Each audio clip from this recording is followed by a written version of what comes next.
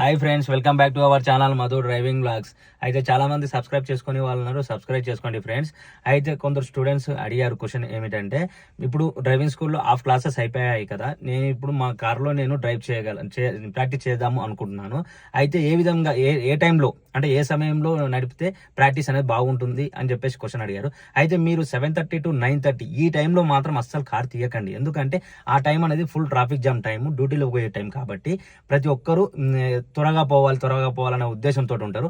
ఆ టైంలో మాత్రం మీరు కార్ తీయకండి. 11 గంటల నుంచి 3 గంటల మధ్యలో మీరు కార్ తీసినట్లయితే ప్రాక్టీస్ అనేది బాగుంటుంది. ఎందుకంటే మనకు రోడ్ అనేది క్లియర్గా ఉంటుంది, ఎలాంటి ట్రాఫిక్ జామ్ ఉండదు, క్లియర్గా ఉంటుంది. మీరు మంచిగా ప్రాక్టీస్ చేసుకోవడానికి చాలా బాగుంటుంది. అయితే ఈ విధంగా మీరు రోజు డైలీ ప్రాక్టీస్ చేస్తూ ఉంటే మీ మీద మీకు హోప్ వచ్చింది అనుకో, నడపగలనని. ఆ టైంలో సాయంత్రం టైంలో ఉంటుంది. సాయంత్రం టైంలో ట్రాఫిక్ జామ్ ఉన్న టైంలో కూడా మీరు తీస్తే మీకు రోజు తర్వాత ప్రాక్టీస్ అనేది కంపల్సరీ అవుతుంది. మీకు అనేది కంపల్సరీ కార్ అనేది త్వరగా వచ్చే ప్రయత్నం జరుగుతుంది. అయితే ఈ వీడియో మీకు నచ్చినట్లయితే లైక్, షేర్, సబ్స్క్రైబ్ చేయండి. అదే విధంగా కామెంట్ కూడా చేయండి ఫ్రెండ్స్.